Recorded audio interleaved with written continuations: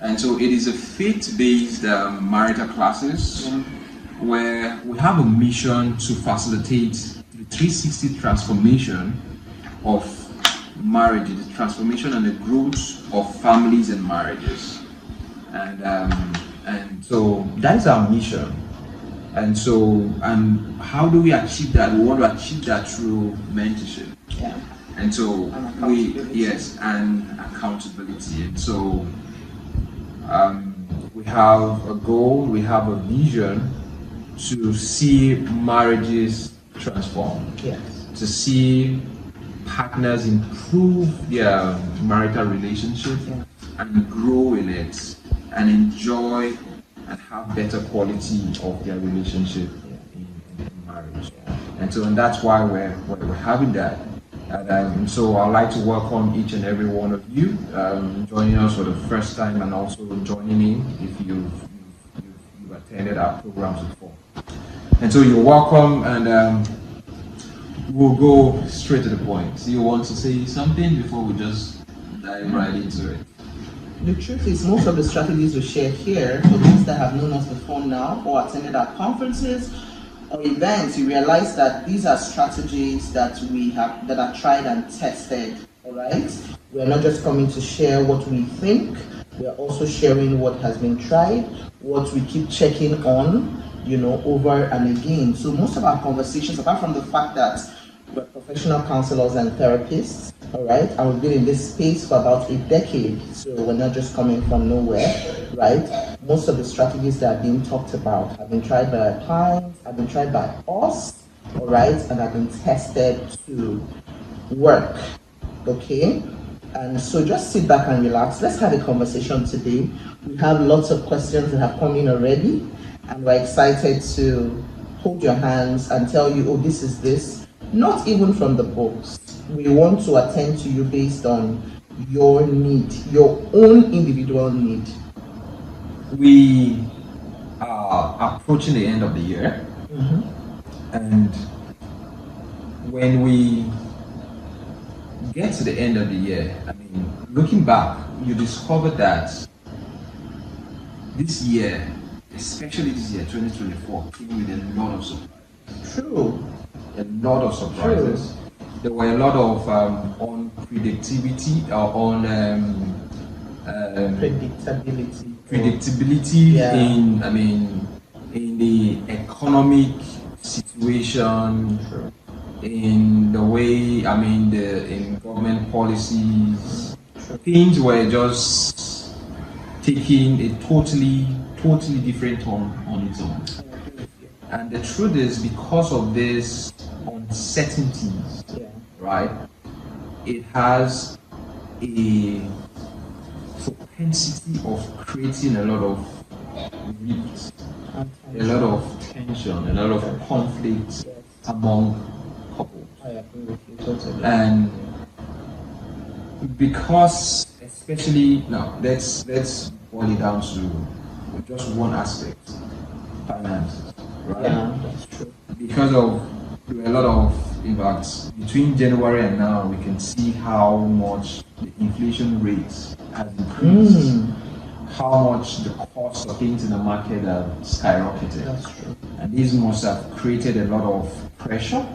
Yeah. And knowing that the salaries are not going up. Exactly, and it could just be a source of conflict in marriage. But we're not just going to focus on the things that went wrong in the year. There were other things that also went right. Yeah. Right. We also had some good days. Yeah. And so that's why we say let's talk about gratitude. Okay. So gratitude, where we need to be grateful for the things that we have. We need to be grateful for the good days. But not just about the good days, we also need to be grateful for the bad days. The things we had no control over. Yes. The things that went out of hand that we could not control. We need to be grateful for that.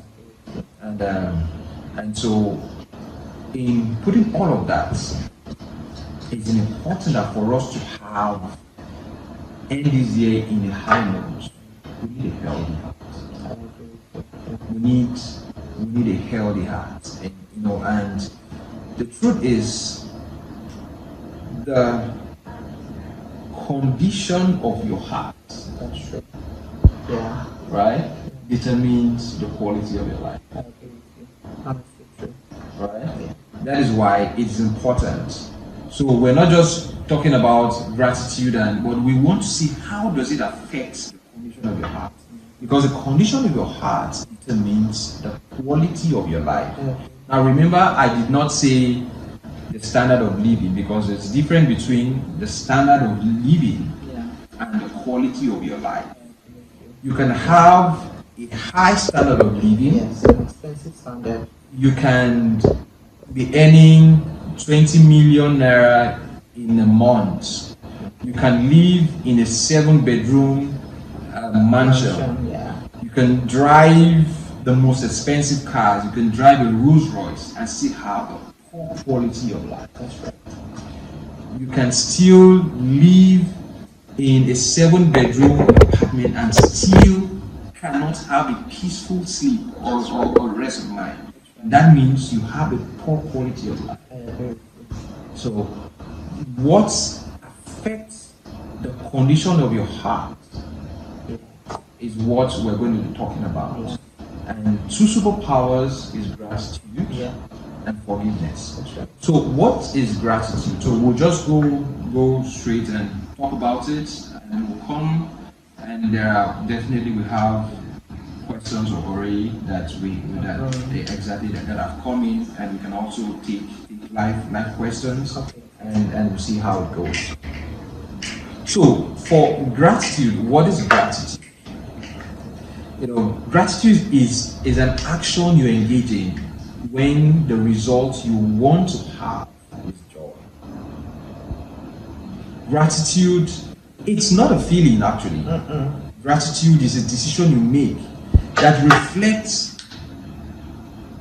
those things that you often forget that probably has gone wrong. The truth is, in life, a lot of times we want to focus on the things that have gone wrong. I agree with you. Yeah. And we easily forget Now that. miss out on it. Even if things didn't go right, even if I didn't achieve this goal, like you see at the beginning of this year, I mean, we had goals like one of it is that probably we'll change our cars, right? Yeah, right. So we had a goal and we'll change the car. And we had to want some specifications on the cars. But you see, because of the fluctuation of the dollar against the naira, unexpected. we had to readjust, our goal, and probably opt for refurbishing the cars.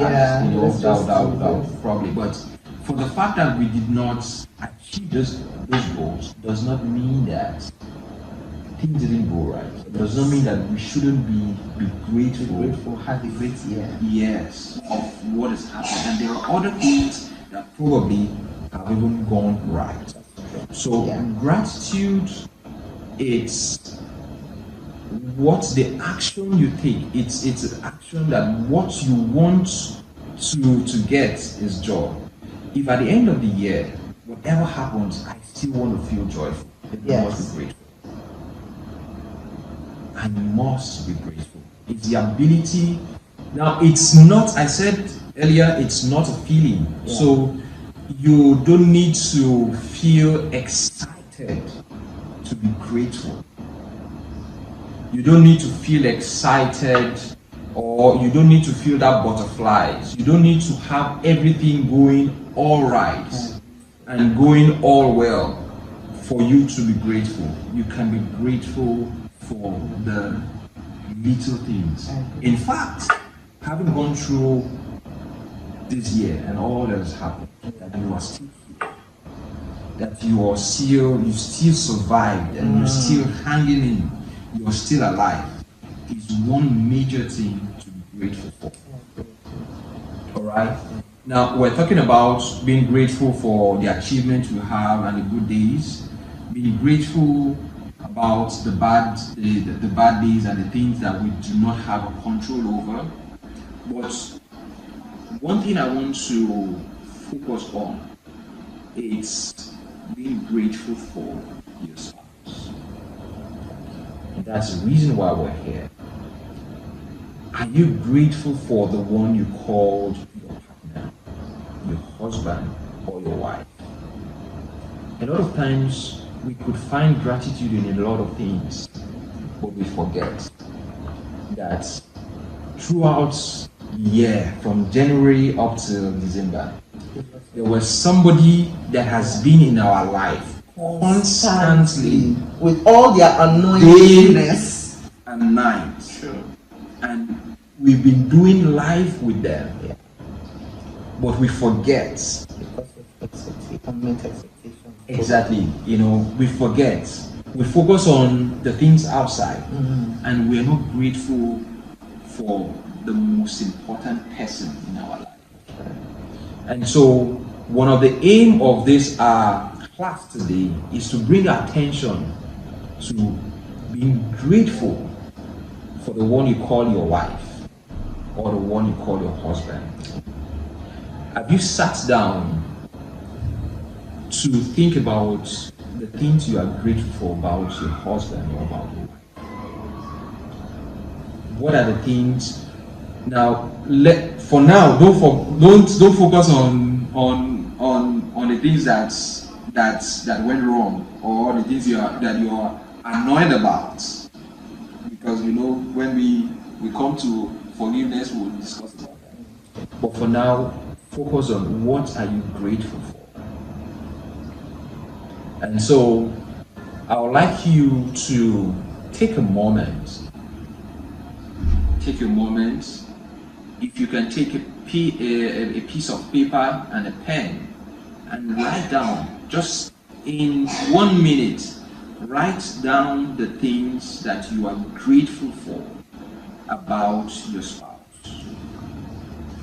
Write down the things you are grateful for. Okay. Write down the things you're grateful for about your spouse, about your husband, about your wife. Write it down. And it's not just writing it down. For those of you that join in with your spouse, yes, you can write it down, let them see what you're writing, show it to them, tell them. Now, one thing about gratitude is not just intention. Because sometimes you say, oh yes, I'm grateful, and it remains in your heart. Gratitude is expressed, is an action. Is an action. You have to act it out. The recipient of your gratitude needs to see it, needs to feel it, before it could be appreciated and received. So, write it down and tell them, let them know what they have been to you, how you are grateful for. Let them know. I want you to read out what you're grateful for, the things you're grateful for about your husband or about your wife. Now, the reason why we had to pause to get this feedback, because words are very important when it comes to gratitude. Right? Words are essential components of gratitude, and it's important that our spouses know, hear, and they know how much we appreciate them, how much value they have been to us, and how we feel about their contribution to our life. However, what are essential components of gratitude? But it doesn't stop there. Substance is sacrosanct. Now, the product of gratitude is generosity. You cannot say you are grateful and you don't pack with something of substance. So when you say you are grateful, the product of your gratitude is generosity. And a lot of times people just say, "Oh yes, I'm grateful," but it doesn't stop It there. doesn't translate to anything. It doesn't stop there. Gratitude entails that substance will need to be transferred from the one that is grateful to the recipient of the gratitude. Now, this is the revelation that even David had when he said, "I will not come before the Lord with empty hands," because it's not just words of mouth. It's not just by saying, "Yes, I am grateful for this." So it is proper for us to make sure that substance leave our hand, because that's a product of gratitude. And in the family setting, in our marriage, it's surprising how we say we are grateful. We can be generous to people outside, and we are not generous to the most important people in our life. Right? So we give the biggest offering, like Thanksgiving offering. We give the biggest in church. We do donations outside. We honor. We honor, and our spouses are not the first recipients of our generosity. I agree. And that is where, this time, I think usually in one of our sessions or one of our trainings or speaking, I said something. I said that it is improper, especially for very religious people. You find people always prostrating for their pastors, prostrating for their mentors, prostrating for other people you see out there. For as a woman, even as a man, as a woman, you've not prostrated for your husband.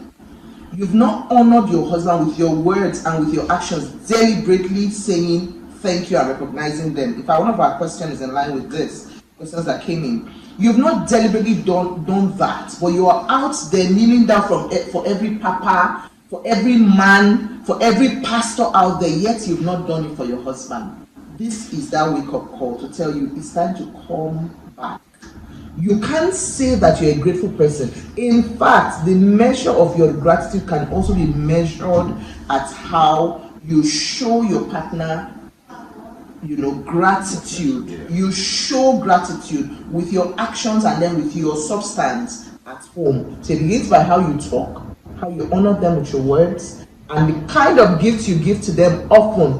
So for that lady or for that woman, before you say something like, "But it's his duty to do this, that," it's his duty, I agree. But imagine how much he will feel if he sees that you also recognize him and you also appreciate him with your words.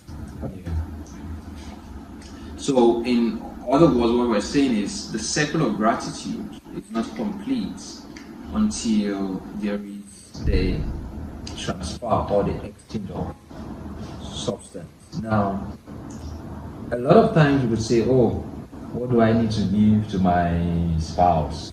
Probably they have everything. It can be difficult giving you gifts sometimes, But the truth is, the reason why I use the word substance, right? It is something that is, the word substance comes from the word substantial. Okay. Something that is weighty, something that means a lot.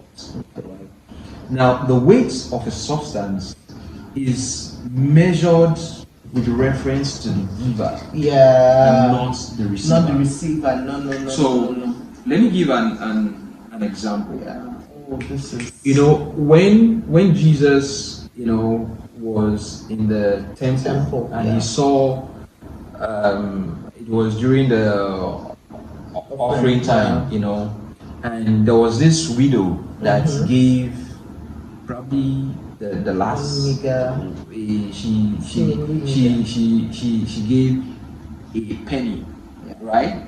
And the Pharisees, they came with their millions and gave. But Jesus, at the end of the offering, he said, "This woman who gave a penny has given the most." Yes.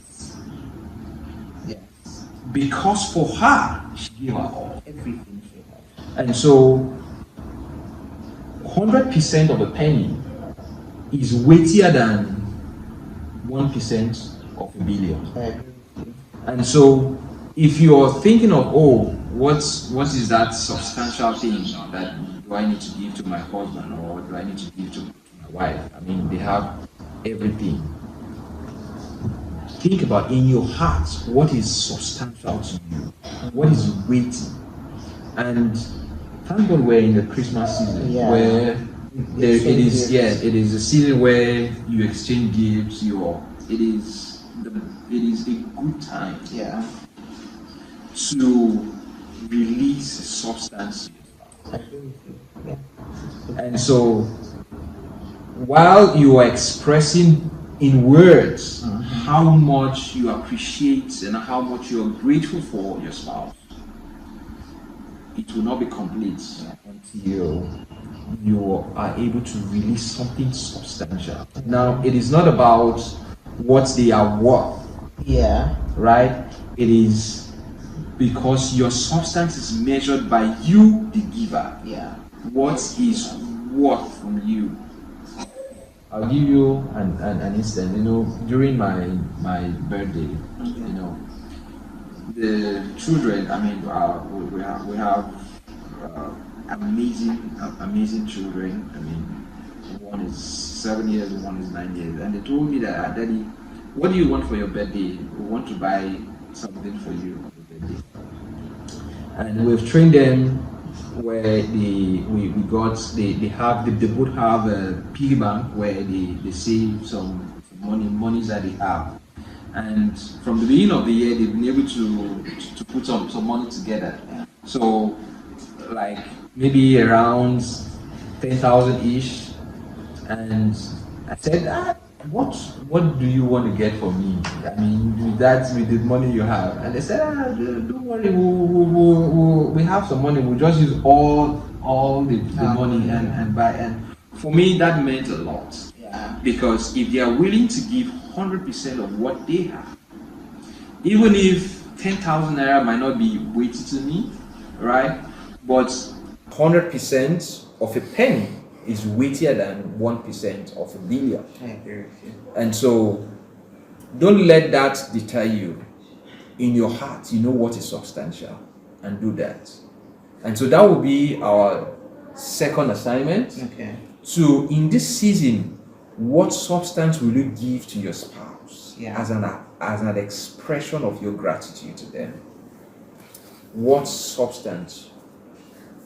Look for something in this between now and the end of the year. Show your husband, your wife, that you are grateful by releasing something to them.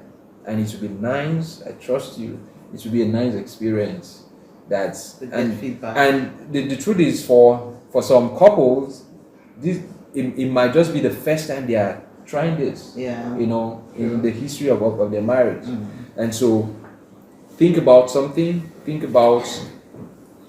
something substantial, something of substance that you can give to your spouse. And we would love to know in the group. So if you're part of, that's the reason why we also have the group. We want it to be like a community where you share things that will inspire other couples to become their best self. I want to say this. I remember when we had every year we usually have a couples hangout, right? Yeah. It started from just a gathering where we invited two couples to come sit out with us that are like us, that value family life, and then we sat out with them the first year, and we told them, when you're coming, at the back I told the wives, get gifts for your husband, at the back I told the husband, get gifts for your wives. And so they came, and seeing that their partners got gifts for them, it was exciting. We did that for a couple of years. And on this particular year that we did it, I think 3 years ago, thereabout, that we did it. And somebody asked a question, I think a couple asked a question about giving, knowing that both of them were both working in oil and gas. And then the husband was skeptical about, why should I give allowance to my wife? And then somebody shared how the husband gives her allowance and how even her toiletries and her intimate needs are being taken care of. Guess what? After that couple's hangout, one of the testimonials we got on the group was how the husband called her for no reason and gave her 500,000 to buy a bra for herself. I mean, who gives 500,000 naira for bra? But that is one testimony out of many. So I'm trying to share how sharing also in communities can help encourage husbands and wives, all right, on what is obtainable or what's possible. So please, when you buy that gift for your partner, share on the group. No, the person that received, right, should share on the group telling us how that is a miracle. We want to hear those kind of feedbacks from you. All right. All right, great. So let's do well by applying what we've learned on gratitude. Do you have anything else to say on gratitude? You know, the difference between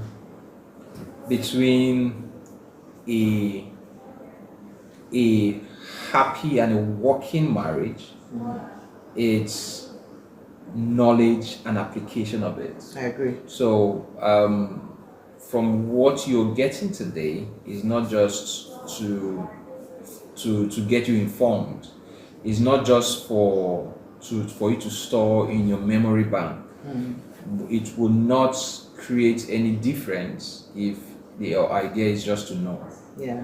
But we want to encourage you to apply this. And it is in the application that you see the transformation and the growth in your marriage.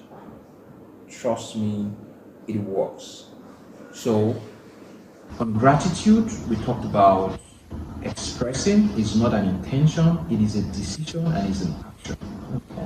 That you express to your spouse, most especially to your spouse, and let them know. It's not something you keep in your heart and just say to yourself. Let them know. Whether you want to express it through write it in love letter or notes, or you want to do a video to them, or you want to do a voice note, or you want to do a text message to them. Let them know how much you are grateful for, them being in your life, and go the next step to show it by giving them substance. Because words alone, even if words are very essential component of gratitude, but substance is sacrosanct.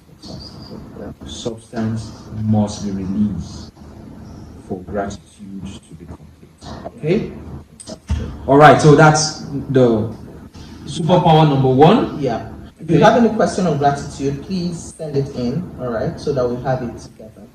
Alright. And so as superpower number two, we're talking about forgiveness. You have to wait till the second one, right? Because forgiveness is heavy. Now, the truth is, a lot of things can cause conflict. As husband and wife, in the home, and considering all that has happened, it is possible that you can be offended. Now, it could be from insensitive comments, or because of maybe some unmet expectations. Yes. Or it could be, offense will come. And that's the truth. Offenses will come, and most especially with our spouses. Because the truth is, sometimes, for me, for example, it is very difficult for a stranger to get on my nerves. I know, yeah. It's not rocket science. If I sense offense, if you're a stranger, I detach, cut you off, and go elsewhere. But when you are stuck with the closest person in your life, and possibly the person that is aware of your vulnerabilities, it is easier to be offended. It is easier to be hurt by the ones that you love the most, the ones that know you the most, that knows all your weaknesses and your vulnerabilities. And if we must maintain a healthy condition of our heart, then we must be able to apply forgiveness. We must be able to forgive. Now, forgiveness is not very easy. No. But tonight we're going to simplify it Yeah. so that it's easy to understand. It's not very easy, but just before I go on, I'm going to make a statement. There's a comment made by somebody, Hannah Moore. She said forgiveness is the economy of the heart, and so we're going to start from there. Forgiveness is the economy of the heart. Forgiveness saves the expense of anger, the cost of hatred, and the waste of the spirit. And so what does economy means? Economy, it's when you say a country's economy, it's bad or is good. If the country's economy is bad, it means that, the purchasing power or the prosperity of that country is poor. The prosperity of that country it's people don't thrive, they don't do well.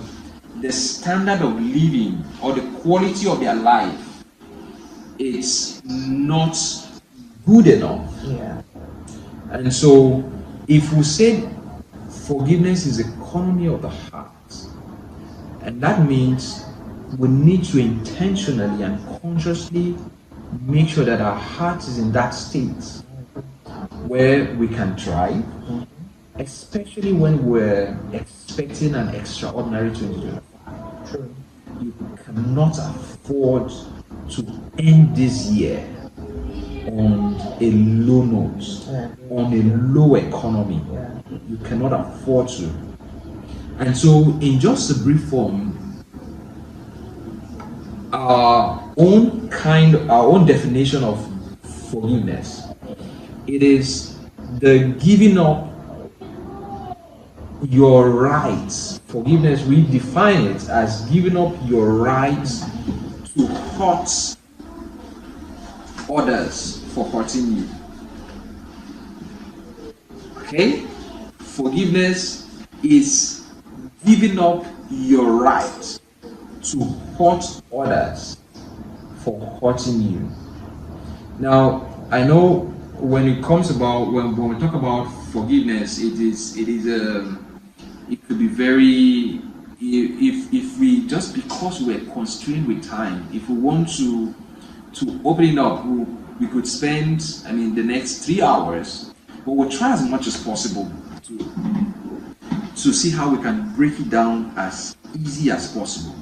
Now, the truth is there are things that we have believed that forgiveness is, that the truth is it is not. So I'm just going to, just before my wife joins us, I'm going to explain to us what forgiveness is not, because a lot of times we have misunderstood what forgiveness is. First of all, what's forgiveness? What is not forgiveness? Are you okay? All right. Okay. What is not forgiveness? Number one, forgiveness is not forgetting or pretending it didn't happen. Yes. Yeah. Right? So whatever offense it is, whatever offense, whether it's coming from your husband or the wife, or in extension, whoever, because we want to make sure that we're in a good state of heart. So forgiveness is not pretending that it didn't happen. Alright? What happened, happened. But forgiveness is making the decision that I will not let what happened put me in a low state. I will not let it affect my joy. affect the economy of your heart. Exactly. You will not let affect the condition, the economy of your heart. Number two, what is not forgiveness? Forgiveness is not excusing an unhealthy behavior, right? Or we could add an unbiblical behavior, right? It's not, you're not excusing it. So it does not mean that you're accepting, what happened as appropriate or permissive. It's not. It is that you are not going to allow anybody's wrong or anybody's behavior, anybody's injustice towards you to affect your job. Affect the quality of your life. Remember quality that Mother talks about when we started. Yeah. You're not going to allow it affect the quality of your life. So I'm sure that a lot of people will be asking the question, so how will I not allow, especially the problem I have with my husband, how will it affect the quality of my life? Just listen on, you're going to hear. Okay. And I had to stop you here to say this because having worked with a lot of couples over the years, we've worked with all sorts, from infidelity to just name them, all sorts of marital issues over the years, and we realized that offense will come, as my husband said, deliberately or indeliberately, or by omission. Offense will come, but the responsibility will lie on you wholly to guard the economy of your heart. All right. So if you say that marriage is a lifelong thing, then the question, this topic we're talking about tonight is very important, because the question will be, so what can I do or what can I not do? That is why, please get your pen, get your paper, get a journal, all right? Write on your phones. There's a lot of nuggets to take home. And we are trying our best to make this as simple as possible so it falls within the timeline that we have to talk to you. Okay. All right, so the third point, I'm going to talk about what forgiveness is not. Forgiveness is not issuing the license for the person that wronged you to repeat the behavior. True.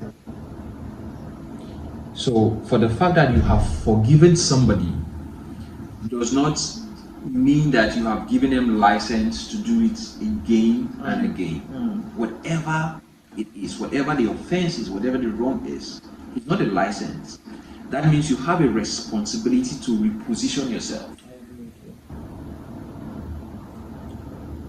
It is not a license that they can decide to change. Yeah. That is their choice. But you don't have a control over that. Yeah. But it's not, for the fact that you have forgiven, is not a license for that behavior to be repeated. Yes. And lastly, forgiveness is not restoration.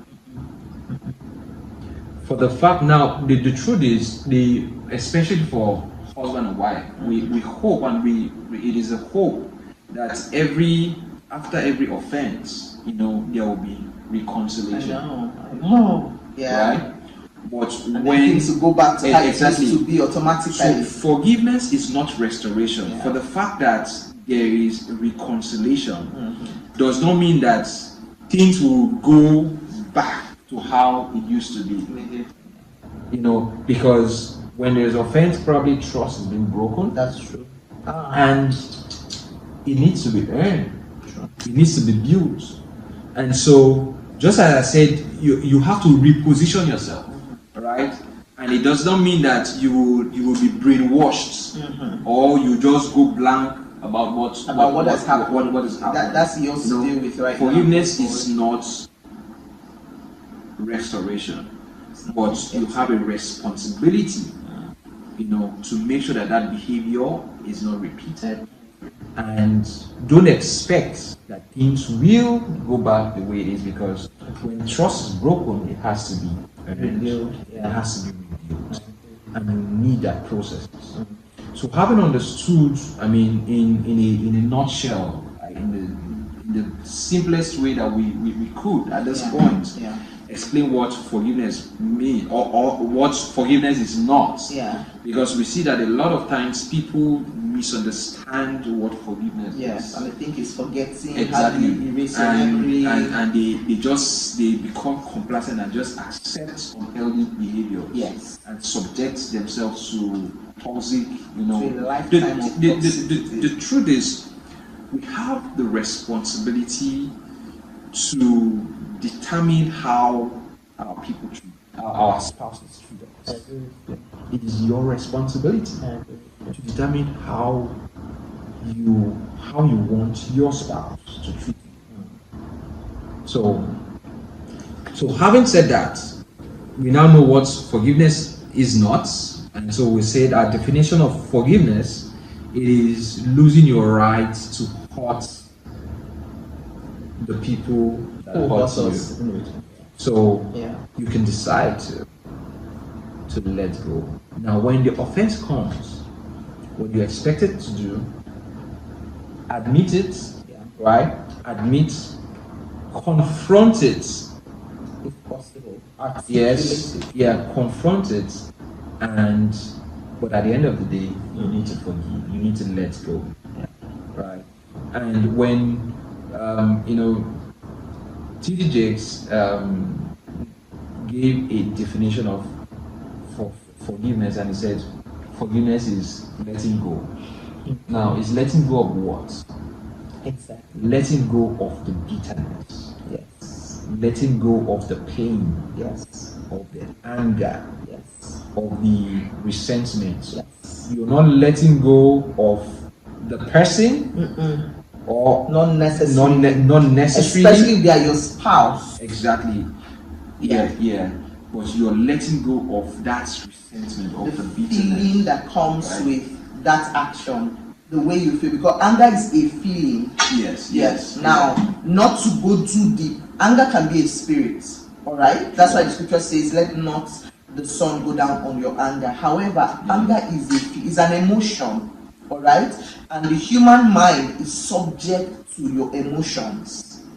Your emotions is subject to the human mind and brain. What I mean by that is, you have the ability to control, you have the ability to guide, you have the ability to direct your emotions, right? Yeah. By what you hear, by what you see, and then by what you do. That is why deeply in therapy, you're being advised a lot when you're in therapy. We'll tell you about movements, we'll tell you about things that you can do, we'll tell you about how to spot your glimmers. That is moments in the day that can spark up excitement. Do you understand? Yeah. And this excitement or happiness or joy can douse any of that feeling. So for you to be able to take responsibility for that feeling of anger that you're having, or that feeling of unforgiveness that you're having, first of all, you need to acknowledge it.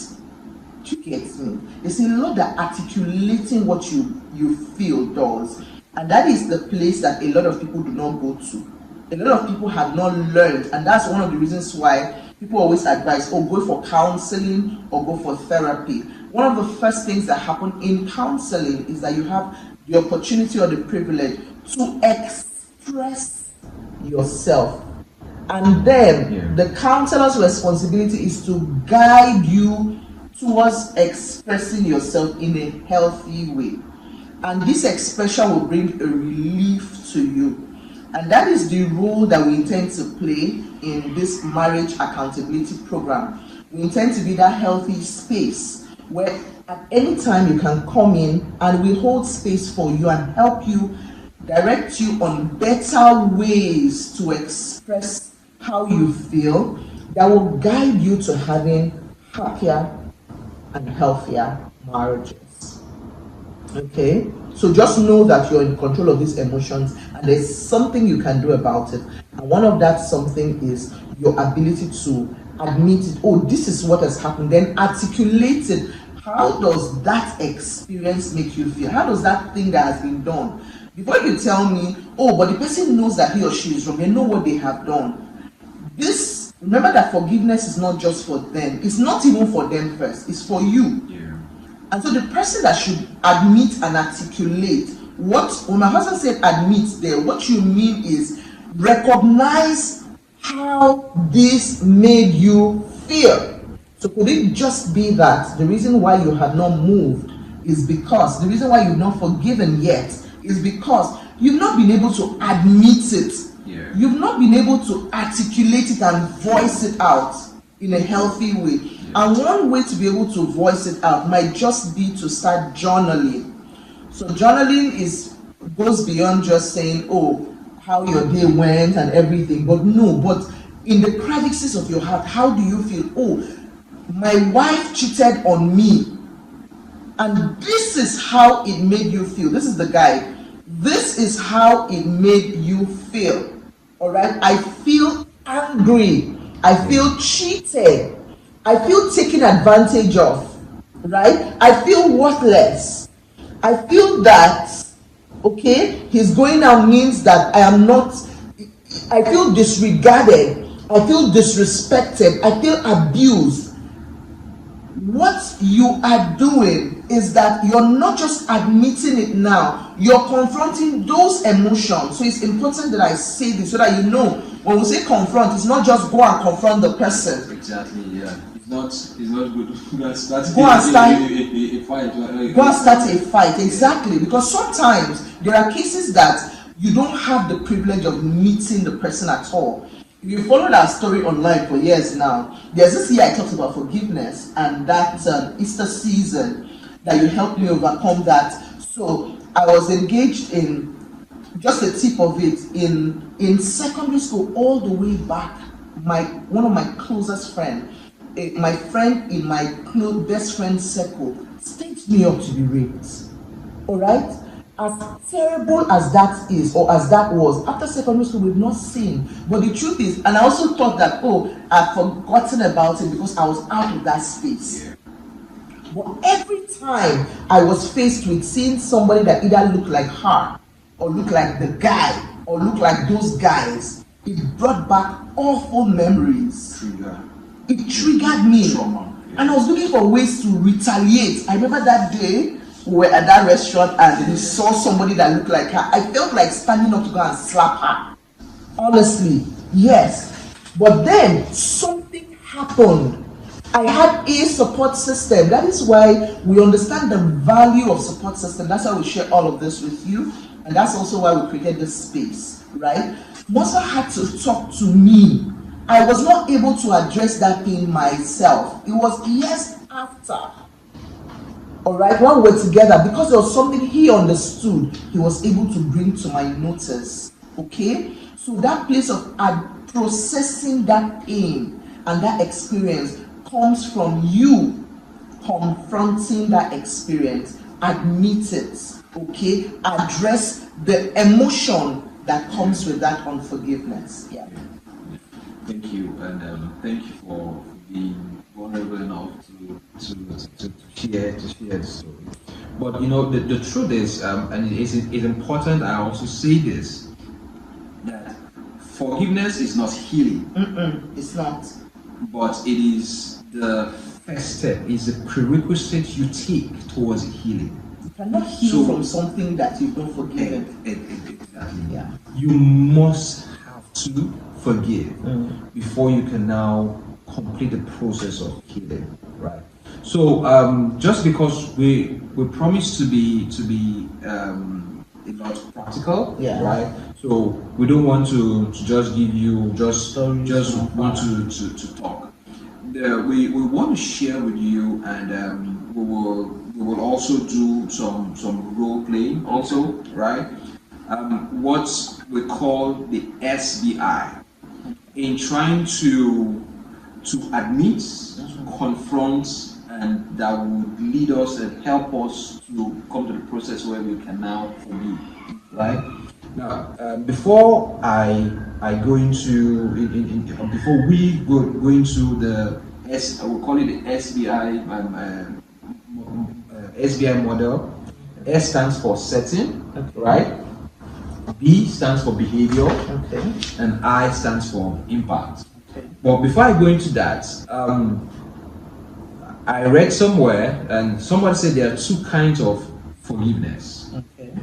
there is the transactional forgiveness, Okay.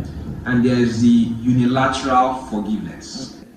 The transactional forgiveness, it is forgiveness where the offender asks for your forgiveness. Okay. And so the person that offends you, probably your spouse or someone else, said, "Oh, I recognize that I've done you wrong. I'm sorry, I want you to forgive." And it's now your place to grant them the forgiveness. Now, where there is a transactional forgiveness, the one who offends you asks for the forgiveness, and you grant them the forgiveness. Transactional forgiveness can be quite easy, Okay. because the actually- other person, I've realized it wrong and I've asked for forgiveness. Okay. Now, what I discover a lot of people struggle with is the unilateral forgiveness, where the offender does not admit or is not asking for, but you have a responsibility to let go. And that is a kind of forgiveness where Jesus said when he was being tortured and nailed to the cross, he prayed to the Father, "Father, forgive them, for they don't know what they are doing." Because the person you're forgiving might still continue in the act of hurting you, but you have the responsibility. You are expected. We have been commanded to forgive, even when they are not saying they are sorry, even when they don't see they are wrong, even when they are not admitting their faults, but you have to forgive. And so in a case, especially for a husband and wife, where now this we will next year when we go into our map proper, and we're talking about communication. It is also Practical. it is also part of it. But I just want to bring it out to help us to process our resentment, our heart. So between a husband and a wife, we said S means for setting. So what you need to do, you need to describe the setting. If you have anything, any resentment in your heart, any bitterness in your heart, anything that is annoying you, and you need to express it out, you need to have a discussion with your spouse. You describe the setting and say, "Oh, sweetheart, that day when we went out, when we went out on a date." Now, you describe the setting, the events in which that issue occurred, right? Now, you need to describe it without trying to attack anybody's person or character. Describe it respectfully. Then you talk about the behavior. Sweetheart, when we went out on a date at this restaurant, you said this about me. You said this about this situation. Yeah. So you describe the behavior, what the other person, what the offender did, right? And you go ahead to talk about how it impacted you. When you said this is how I felt. True. So you describe the impact by using the I statement. Yes. I felt embarrassed. Yeah. I felt unappreciated. Yes. I felt undervalued. I felt disrespected when you said this. So you know that you are not trying to make assumptions, or you're not trying to accuse the other person of something. So you are describing the setting. Yeah. You describe the behavior and how it impacted on you, and say it respectfully. Is SBI SBI. S for setting, setting, SETTING, right? SBI. S for setting, B for behavior, I for impact. You describe the setting, you describe the behavior and how it impacted you. And truly, if you're able to go through this process, right? I'm sure that every couple, every husband and wife should be, if they go through this process, they should be able to talk about issues, amicably resolve it.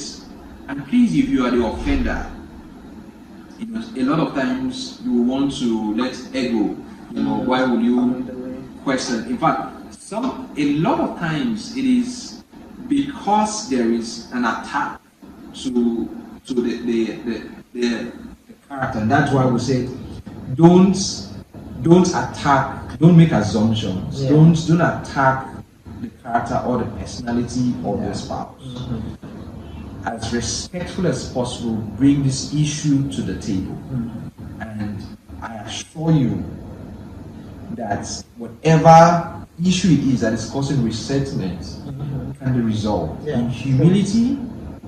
Now you need to put yourself in a humility position to be able to listen, and even as the offender, be able to listen and receive whatever complaint or whatever submission and resolve it. I mean, you can resolve it. The aim is to make it easy for forgiveness to happen. Exactly. The both of you to come to be on the same playing ground, where you see things with a mutual perspective. You understand her perspective, and she also understands your perspective, right? Now you are able to hear her, and she also have been able to hear you. But you know, before now, probably what you said must have passed on as maybe an insensitive word, right? Or probably what you said was an unintentional deed, right? So you really didn't mean that she was actually a liability to you. But whether you knew that or not, she didn't feel good about it. Whether she had said it or expressed it to you, she had some level of resentment, you know. And so the idea is to take care of that resentment, because it does no good to us by holding anger, bitterness, right? So going through this process, the SBI model is now has now created an opportunity where you can freely say, oh, this is what I meant. But if that is what you were thinking, oh, I'm sorry about that. And she's able to accept your apology and freely give forgiveness. Exactly. And both of you will go ahead living happily ever after, right? But until that is done, that resentment could be building up over time. And unknowing to you, you are, heaping up, angers, unhealthy emotions and angers until one day it becomes unbearable and it bursts into something else. Yeah. What's probably started as a flimsy and a minute issue begins to build up to become a very complex and a big problem, in the future. So this, right, gives us an opportunity to resolve our issues, whatever differences that we have between husband and wife, and we're able to give forgiveness, and to receive forgiveness from our spouses.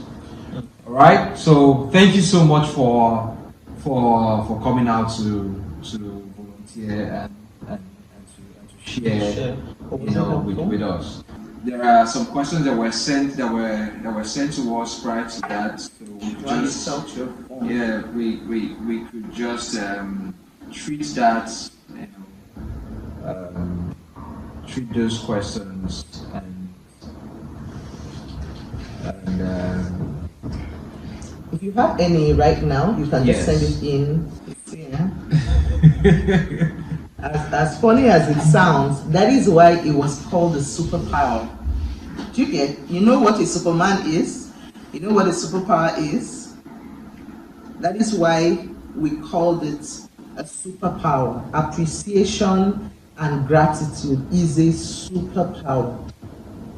So that is to say, it doesn't mean that you've not been doing, but it means that it can make a whole lot of difference in the atmosphere of your home if you utilize it.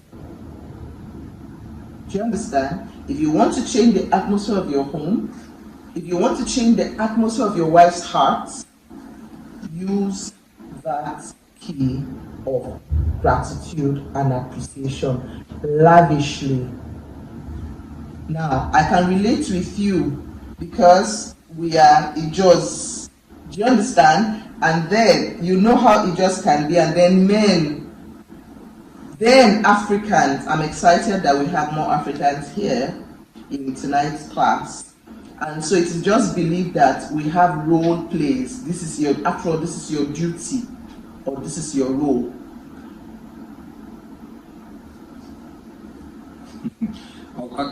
Okay, so God's power. Yeah, you made mention about since you do the provisions, you get things. It means that you are already giving something. Yes, but you see, do you think when we talk about appreciating your wife and giving a substance, it is different from your responsibilities and your obligations to the home.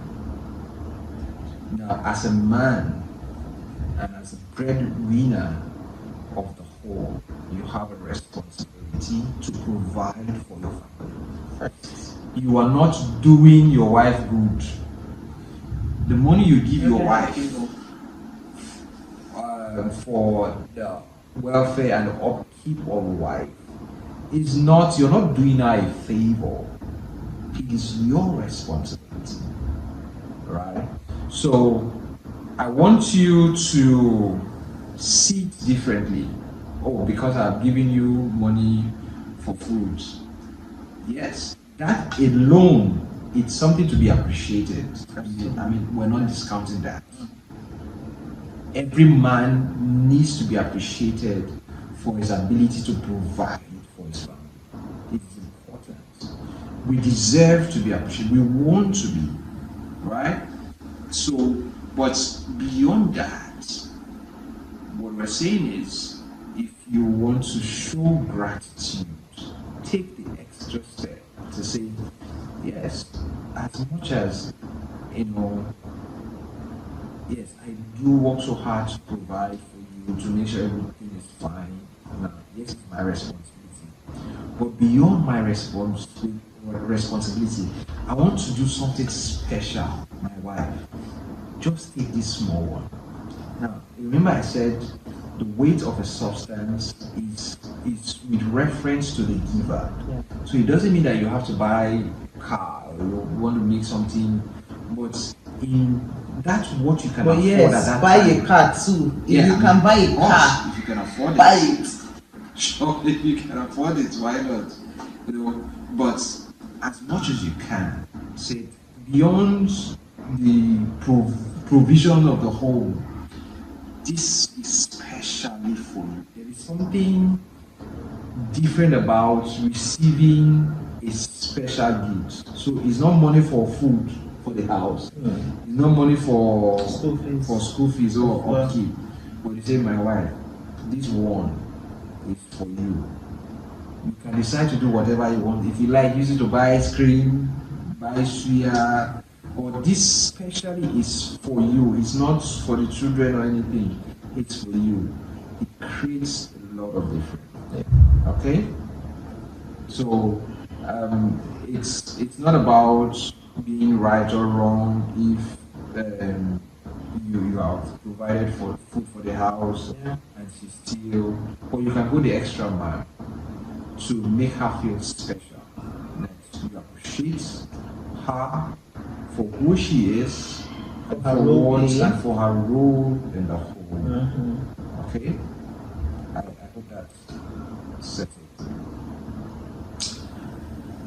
Okay, Comfort sent hers. Comfort said she learns that she can intentionally acknowledge the efforts of your spouse. Fantastic. Thank you.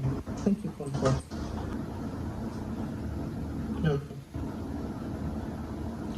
I want to know what's your wife's position on that.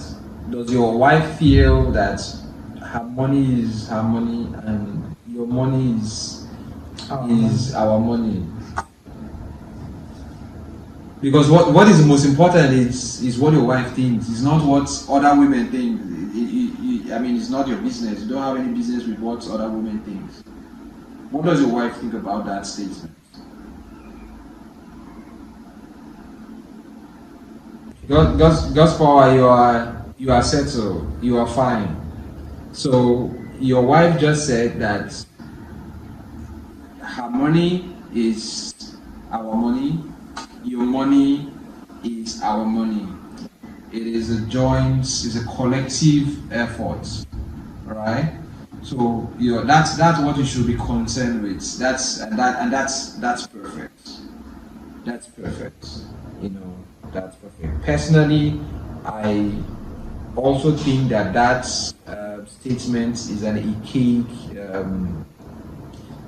disposition to say that the man's money it's everybody's money while the woman's money is just her money. It's archaic. It's selfish in a way, right? So, but the aim the Bible says one will chase 1,000, two will chase 10,000.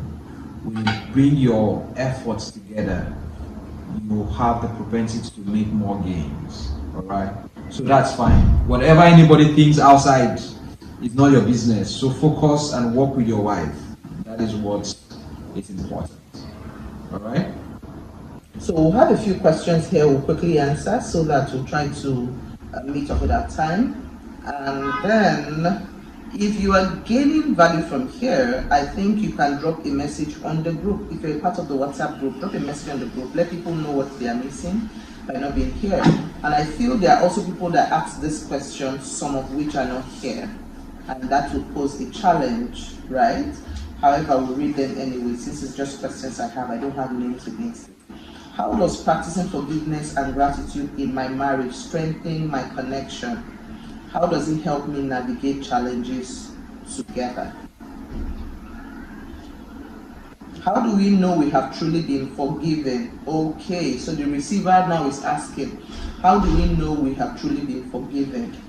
In a situation where you have the opportunity to have a conversation or a dialogue, right? What the other person says will be a guide to know if you've been forgiven or not. All right? So in this kind of conversations, feedback is very important. And I remember my husband sharing different kinds of forgiveness. There are situations where the offender will never say sorry. However, if you're privileged to have this conversation with the person. Now, forgiveness can happen whether you meet the offender or not. Do you understand? Forgiveness can happen in the absence of the perpetrator. You don't have to be there. You don't have to hear them. That's why when I shared that story, I talked about the fact that after secondary school, I've not met those people again. But now I can have that conversation without that intense feeling of anger, resentment, and all of that. Now it's just a gist, because I think that I have talked through those emotions and I've walked through it both in my head, both articulating it, and then with my husband, because of course he acted as a support system. Now articulating it does not necessarily mean it must be your partner, because it's possible a lot of times that your partner does not understand the measure of the whatever experience you've had. They might never understand in their wildest dreams. Okay? So sometimes having a partner that truly understands is a privilege. That's why we always encourage that. Get somebody else. You can get a marriage mentor. You can get a counselor. You can get a therapist to walk through all of what you're walking through. For us in MAP, we're standing in as your accountability partners, right?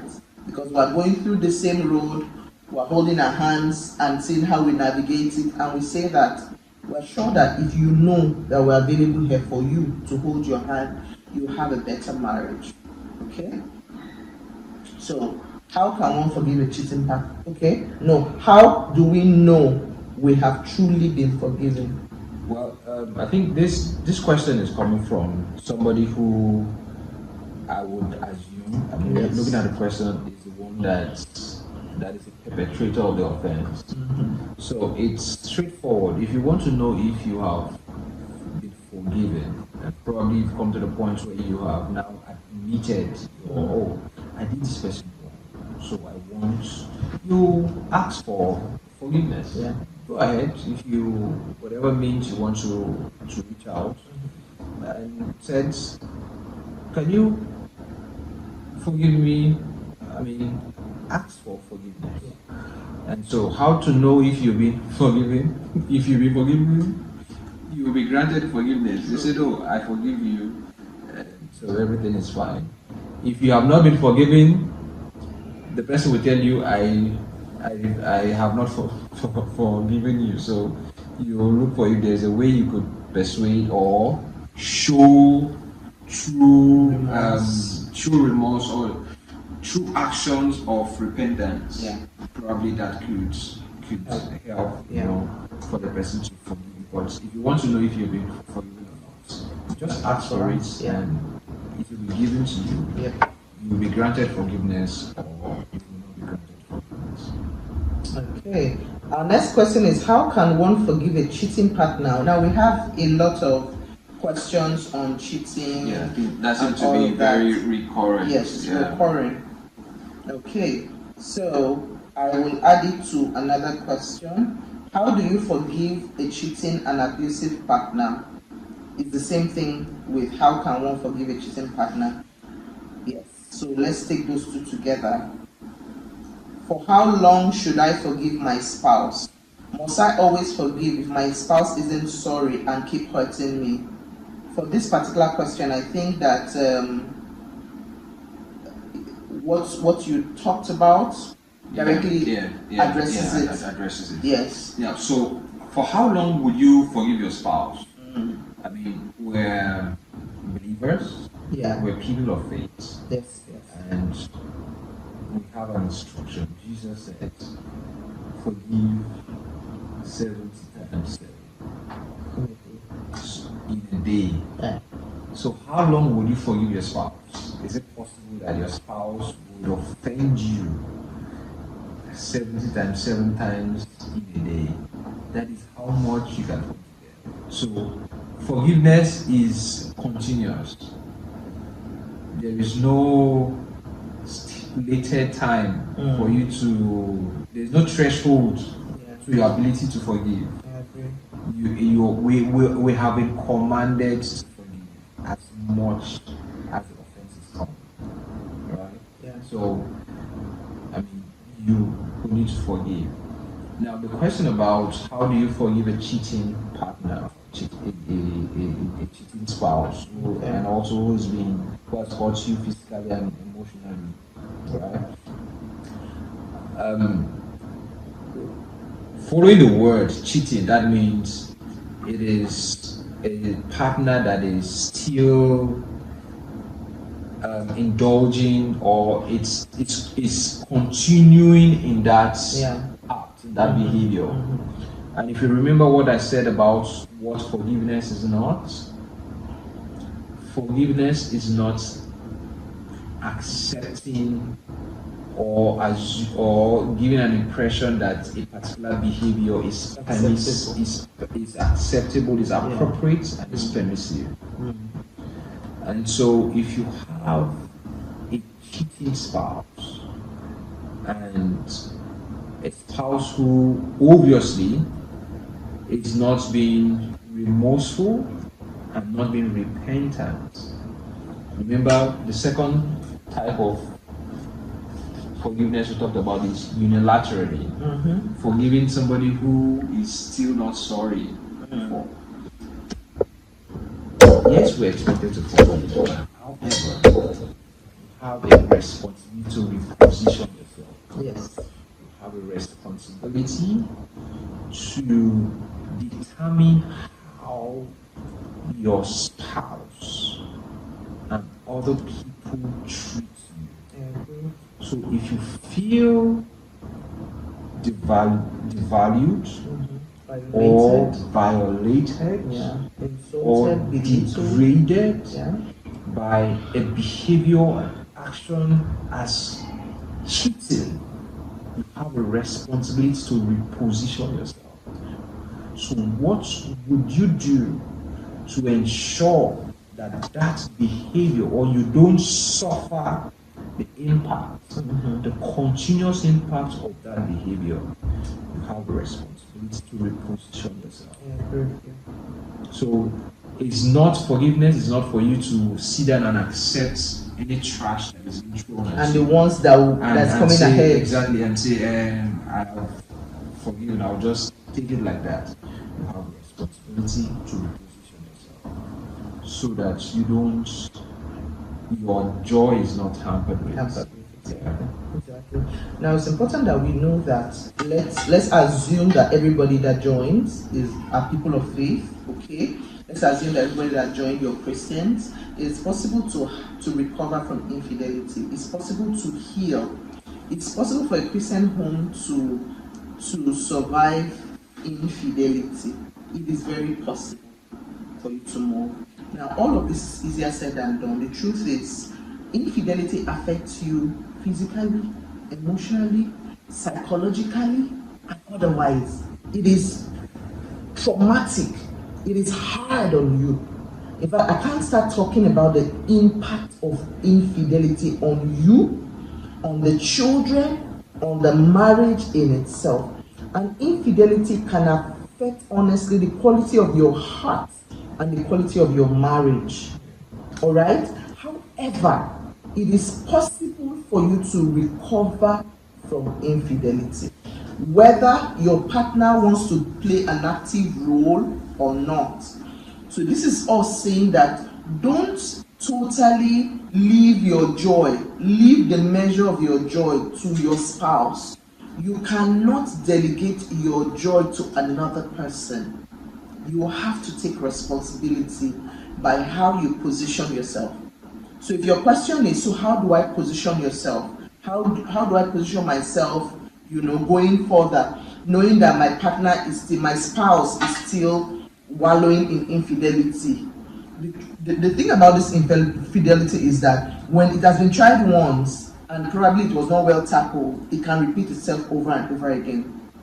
So first, I'll share with you some reasons why there's infidelity in the home. Now, it's not limited to this, but these are some reasons, and I think that you should just think about it. Which of these reasons do you think are the reasons why, so that you know how to self-reflect? Loneliness, unmet needs, boredom, the need to experiment, inadequate or immeasurable different levels of sexual capacity or compatibility. All right, so before somebody goes out to cheat, it's possible, they are bored in the home.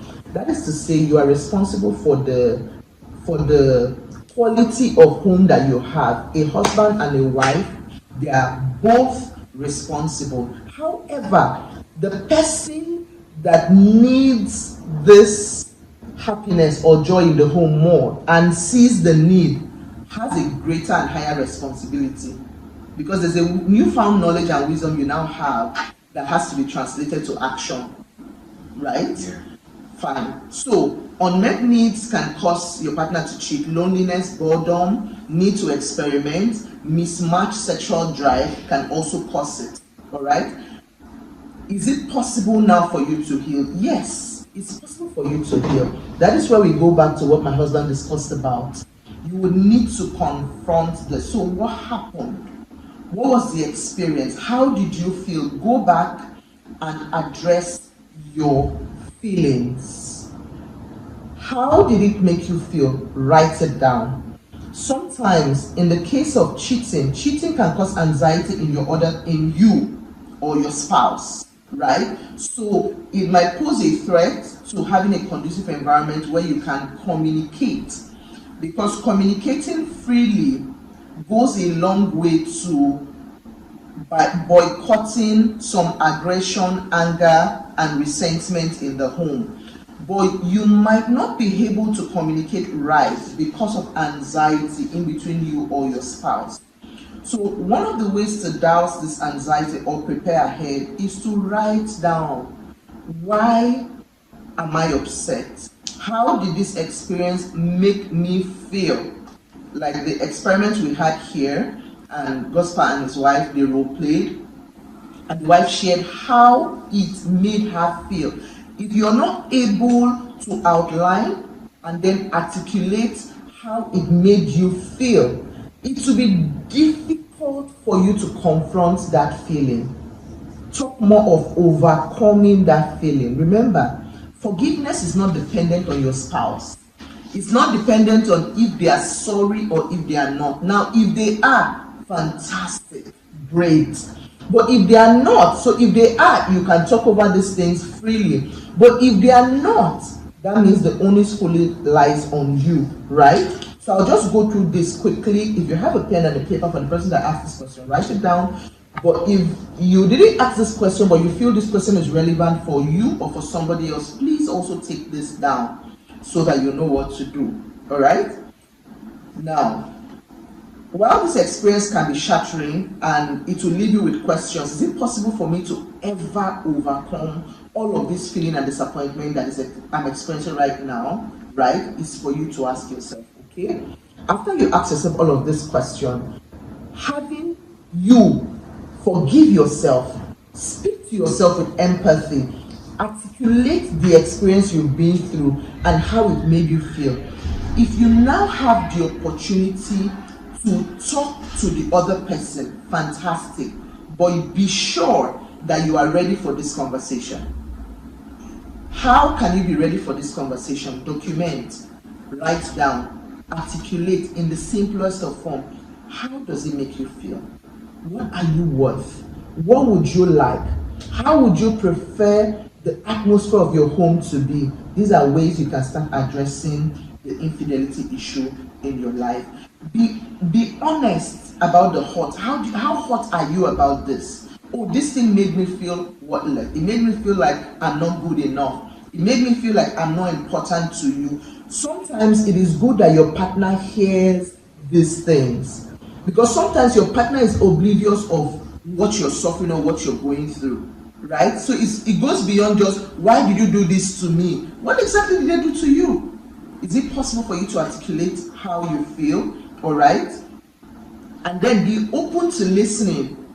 Acknowledge what went wrong. So if you are the person that did somebody wrong, acknowledge what you did exactly wrong, like we encouraged the couple earlier to do. Recognize relationship patterns that are negative. Now, this is very important because it is believed that negative patterns have the ability to repeat itself again. So what you call ancestral, or what do you call it now, from your fathers, a pattern from your home, strongholds in your family, they can just be repetition of relationship and marriage patterns. But then you have the ability to break that pattern by what you do right now. And that's why we're sharing this. Agree to be accountable, all right? Establish healthy patterns. Create opportunity for time together. Because if there's infidelity, means there's something that is lacking. There's unmet needs and unmet expectation, right? for your unmet expectation to be met, you would need to address it. So how do you start filling your partner's emotional cup? And so I think this week we wrote a lot of things on marriage. In case you're not following Marriage and Therapy Live on Instagram, Marriage and Therapy on Instagram, Marriage Therapy Live on Instagram. Please go and follow now, because throughout the entire last week we shared tips that can help you reborn. We share things like what you can do during weekends with your spouse, right? And then you might be asking, oh, you don't understand how my children can be so engaging. We are also parents that have children. This week we had a painting session. Last week we had a session where we painted. And after that session, anybody can bring out this fun activities. And after that session, my husband called me and he was like, oh, I had such a good time. It made me feel really good. He appreciated me too, yeah. It made me feel really good, all right? So, filling up your partner's emotional cup is a deliberate thing that you do. Why am I staying on this infidelity and cheating? Is because we have like 5 questions out of the lots, and it's all on infidelity, and how you can heal, and how you can forgive, and how you can recover, okay? For there to be recovery, it is important that you are able to articulate. Let me assume I'm speaking to the person that is angry, that was cheated on, right? You will need to acknowledge that this happened. You will need to say how it affects you. You will need to say how it makes you feel. And the SBI model gives us a practical way that we can do that. All right? And then it is important for you to have someone you are accountable to. So, why did I say someone you are accountable to externally? Because sometimes our family and our friends, because of sentiment, we might not be able to fully open up to them and declare, number one. Number two, they might just relate to us as per, oh, let me just be here. Sometimes they don't even know any better. All right? So if you want practical, somebody that is not biased, okay? Somebody that will support you, tell you the truth in a way that they are not biased, they have nothing to gain, even in everything happening with you. It's important you have somebody else outside that is like your marriage accountability partner, that is like a mentor to you that you honor and respect, that you choose and decide. That we have a marriage mentor that is not because they are older, it's not because they are whatever measure and standards that humans measure with, but it's because we chose and decided that we want these people to be our mentors. So we submit ourselves to them from time to time. If we're having issues and we tell them, we are open to receiving a feedback from them. We are open to receiving counsel from them. And we accept this counsel and think about what next to help our marriage become better. Okay? So having an accountability is very important. Also going for counseling. These days, somebody will just be saying, is it because she's a counselor that she's saying this? It will surprise you to know, when was that? 2 weeks ago? 2 weeks ago, I went for counseling, I went for therapy. Yeah. Funny thing, I was experiencing something that I was like, especially a block, right? While I was still attending to clients, I could attend to them, but I realized that, something was missing in this link. So first, I spoke to my husband I tried to sort it myself, I couldn't sort it. I spoke to my husband about it because he is open to, we have this relationship that we're open with ourselves, all right? I spoke to him about it, and he gave his own 50 cents. He heard me out. We worked for a long time, hand in hand. We talked about possible situations why I'm experiencing what I was experiencing, right? And then I went for therapy. By the time I went for even 2 therapies, the funny thing is, because I'm a therapist, it might be very difficult to have a therapist attend to me in a way that I can. So what I had to do was, I had to go for my postgraduate classmates that are therapists, that have learned what I learned and what I give to my clients in our session that is different from what others do. I had to go to them. I had to go to foreigners. I had my first session with somebody else, and then Somebody else had already offered to have therapy with me. I went for another session. So I'm telling you that even a therapist can go for therapy. You know the measure. And after then, I went to the hospital. Do you understand me? So I'm sharing with you that it is important that you dot all the T's and cross the I's. Okay? Look for all resources you can afford to get. Dot the I's and cross the T's. Yeah, thank you so much, love. All right. Statistically, it is proven in psychiatry, in psychology, in psychotherapy that it takes about 18 months for forgiveness, for the cycle of forgiveness to take place. Now, we can contest that. I can contest that. I had to bring this up because, of course, this is the field we're operating in, all right? However, I realized that forgiveness is dependent fully on you. On you, the person giving it out. I remember sometimes this year, just so you know, my husband did something that I was upset about. We had a terrible misunderstanding earlier this year, all right? And it affected the quality of our relationship, right? And then after all of that, we walked through this experience. And I remember my daughter walking into our room, and for months, there's a note my husband sent me after the experience we had. He sent me, I'm sorry note, he apologized and all of that. I put it on my dresser for a long time. And I'm sure that we didn't know that in December we'll be talking about gratitude and forgiveness. And sometimes you pass through the message, the note, and you'll be like, this woman has not removed this note from this place. It had to take me a while. And I was like, did he really mean what he's saying? So I kept it there as a reminder, because every time my mind will want to play a fast one on me. Anything I see, I might want to look at it as, is it this, is it not this? So I had to keep a testimony in front of me. For somebody else, you might need to keep God's word in front of you. For somebody else, you might need to keep your resolution in front of you. Like, I decide to forgive for this reason. Okay? I decide to forgive because I know different. I decide to forgive because I know better. I decide to forgive because I choose not to carry the baggage any longer. I decide to forgive because I want to be responsible for the quality of my heart. All right? Whatever the reason is, write it down. My daughter came into the room and she had to call me and say, Mom, you still have this thing here? Yes, I still have it there. Please leave it. The staff will enter the room to clean up. And they'll be like, Ma, can I remove this from here? I say, no, don't remove it from there. It took me months. Probably it was September, something that happened January. It was around September or so that I removed it from the room. Finally. Right? So, forgiveness is totally dependent on you walking through it, how fast you want to walk through it. And it is not forgetting.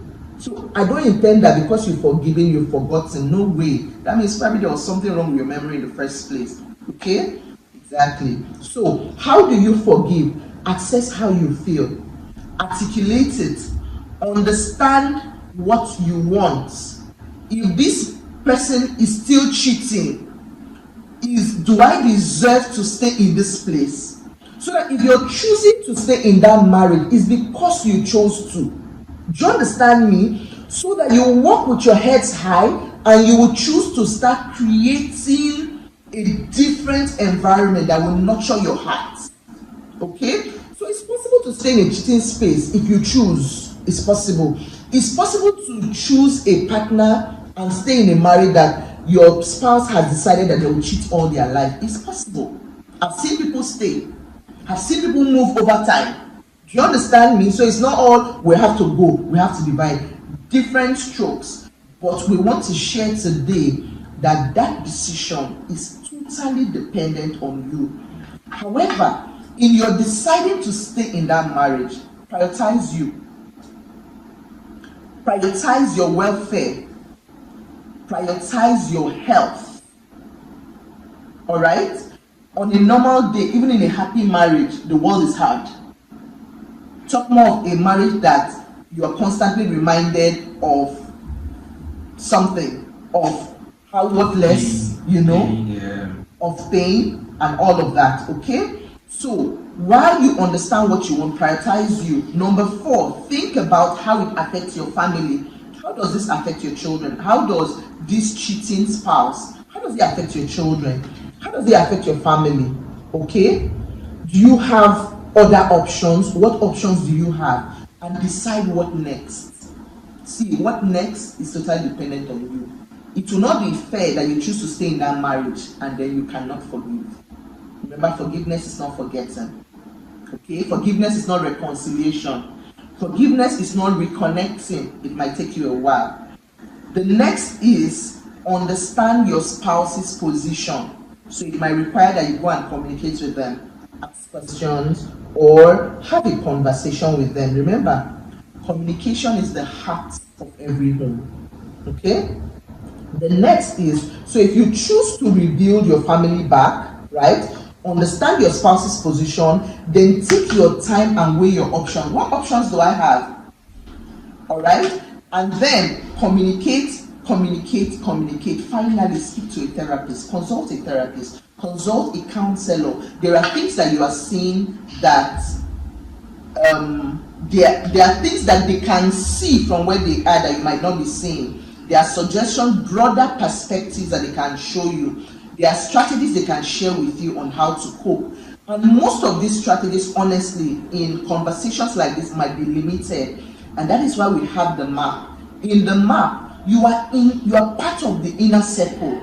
Where anytime you need our attention, we are there available to speak to you. And we take you as priority. We take your family as priority. Fortunately, we are parents like you, right? We have a working relationship like you. We have a marriage we're trying to build. We are Christians, all right? And then we are professionals, most importantly, okay? So, forgive yourself, choose yourself, and letting go is one of the ways that you can move, or you can honestly and truly forgive your partner. See forgiveness as a cloak on you, or a weight. See what your partner has done as a weight on you, and see forgiveness as the act or the art of removing that weight and dropping it. Okay? All right. That is that for that particular question. Wow. Yeah. Thank you so much. That was very explicit. Yeah, thank you so much. Okay. All right, so Let's ask the next question. okay. When only one person is getting their needs met in marriage, what do you do? That's number one. Let me ask also, we answer together. How best to approach a person that shuts you out when you are overwhelmed? My sweetheart can shut you out when you're overwhelmed. In case you're here and you ask that question, one of the things that has worked for us over time, when my husband is overwhelmed, I have learned that I should give him a little space. Anything can cause overwhelm. And remember, the home, your partner, your home is supposed to be your safe space. So it's not always you being in front of your partner or your partner's face, you know. So sometimes when your partner shuts you out, give them the privilege of having their space. Honestly, that's a gift to them. Okay, it's not always a fight. It's not always about you. Sometimes they honestly need space. If they are shutting you out, give them a little space. Go and think about, why are they this? Is there anything I can do to help? So sometimes if you ask that question, is there anything I can do to help? And they don't answer you, or they still shut you out, give them the gift of space. Space might just be all they need to recover, right? Yeah. So the truth is, some people, yes, the space, give them space works.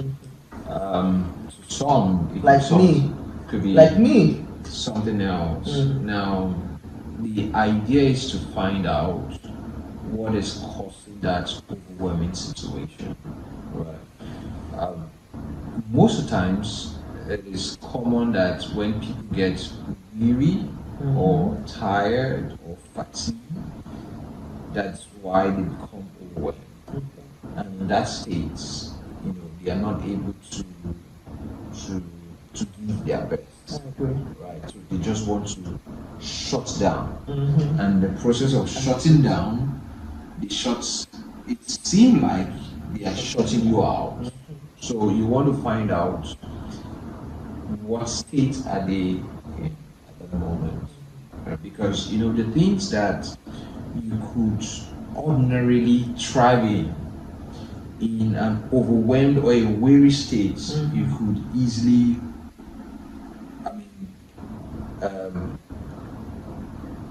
be defeated, right? So in situations that you can confidently and effectively handle, in fights or battles that you can effectively win in, when you are refreshed, when you're well rested, when you're strong, you could easily lose in such battles when you're weary. Okay. Right. So you want to find out what is causing my husband or my wife this overwhelming experience, and try to resolve that. So Okay. if it's tiredness or if whatever situation, you want to give them opportunity to come out of that first. If there's anything you need to do to help them come out of that situation, of that overwhelming situation, you do it, right? But first of all, that's why in the MAP program, one critical topic we'll be talking about is communication. How to communicate. Even when your partner is close. Yeah? Exactly, how to communicate. How to, when things are not going the way you think and you feel it should go, how to communicate that concern. If you feel that you're a bit shut out, you communicate. Yeah. And there is a strategy and there's a way, there's an effective It's a way main of communicating Yeah. that to it. Yeah. So I think one key way is to find out what is causing the overwhelming situation, and one way to find out is you need to communicate. I agree with you. Okay. How do you go on without remembering the hurt they caused you when they are saying they are sorry, but still drop a reminder? When only one person is getting their needs met in marriage, what do you do? Let me ask that. Okay, I think first of all, it's if you go through the SBI model, it will help you resolve that situation. Because if you feel that one partner is getting his needs met, then you should be able to bring it up. Am I still in the marriage and my need will not be met? You're gonna meet my needs. This is the situation. I mean, this is how I feel that my needs are not being met. I mean, because of course we said there shouldn't be any assumption and no accusation. So you want to come with facts, right? Be clear about what you want to communicate. Be clear. So don't be ambiguous in your request or in the submission of your concerns. Be clear, be concerned, and go straight to the point. This is it. I mean, I feel my needs are not being met, and give your spouse the opportunity to receive that feedback and respond to that. Fantastic. All right. Nakeno is raising his hand before we ask the next question and give answer. Yes, Nakeno, what do you want to say?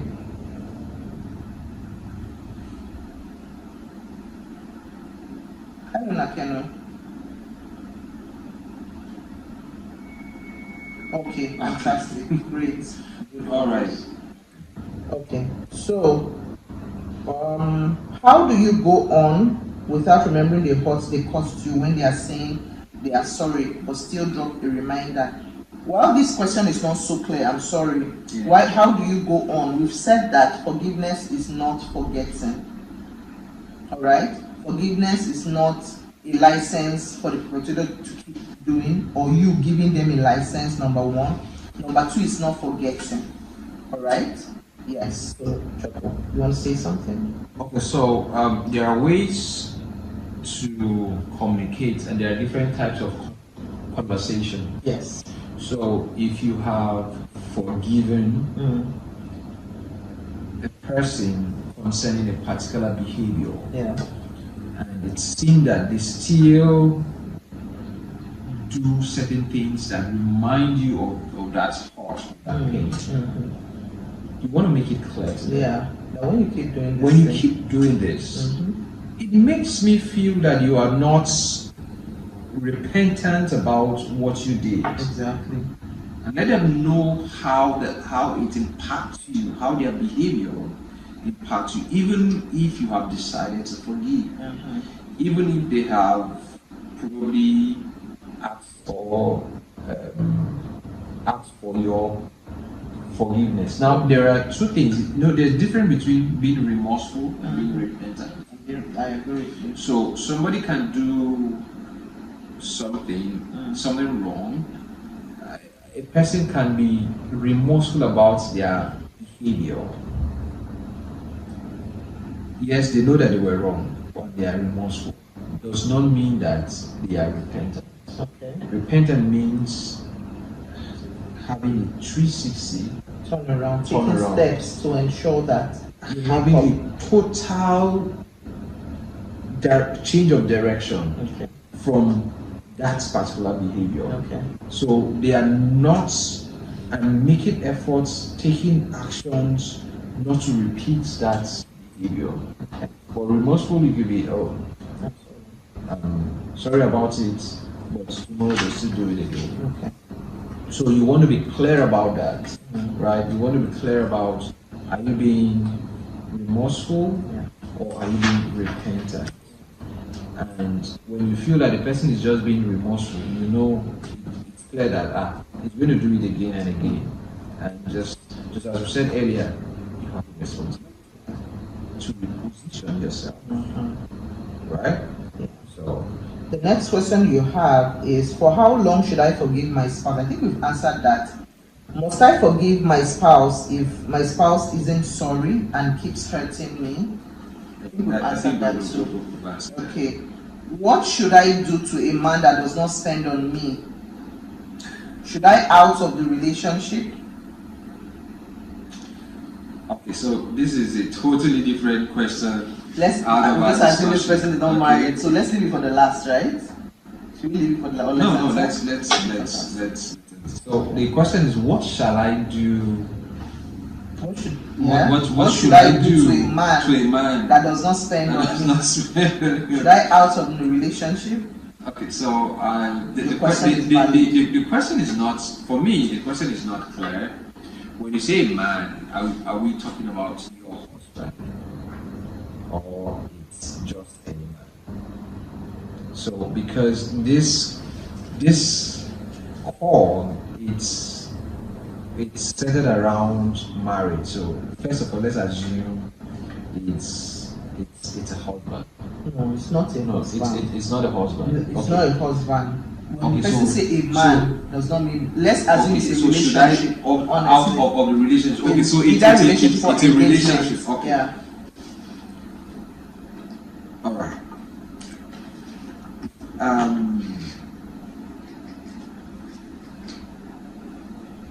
First of all, we need to define what it's the objective of the relationship. So, if the relationship, if you feel that your relationship, the main objective is for a man or whoever you are in a relationship with, is to spend on you, and that's all about it,